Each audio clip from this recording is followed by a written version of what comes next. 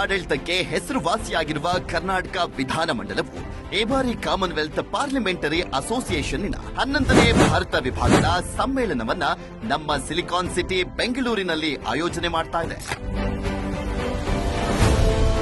September 11ರ ಸಂಜೆ ವಿಧಾನಸೌಧದ grand step ಮೇಲೆ ಅದ್ದೂರಿಯಾದ ಉದ್ಘಾಟನಾ ಕಾರ್ಯಕ್ರಮವನ್ನ ಹಮ್ಮಿಕೊಂಡಿದ್ದು ನಮ್ಮ ರಾಜ್ಯದ ಹೆಮ್ಮೆಯ ಸಭಾಧ್ಯಕ್ಷರಾದ ಶ್ರೀಯುತ ಯುಟಿ ಖಾದರ್ ಅವರ ಮತ್ತು ಸಭಾಪತಿಗಳಾದ ಶ್ರೀಯುತ ಬಸವರಾಜ್ ಹೊರಟ್ಟಿ ಅವರ ಮಾರ್ಗದರ್ಶನದಲ್ಲಿ ನಡೀತಾ ಇರುವಂತಹ ಪ್ರತಿಷ್ಠಿತ ಕಾರ್ಯಕ್ರಮವನ್ನ ಲೋಕಸಭಾ ಸ್ಪೀಕರ್ ಆದಂತಹ ಓಂ ಬಿರ್ಲಾರವರು ಸೇರಿದಂತೆ ಅನೇಕ ದಿಗ್ಗಜರ ಸಮಾಗಮದೊಂದಿಗೆ ಮಾತು ಮಂಥನ ವಿಚಾರ ಸಂಕಿರಣದ ವಿಶೇಷ ಸಮಾಗಮ ಈ ಕಾರ್ಯಕ್ರಮದಲ್ಲಿರುತ್ತೆ.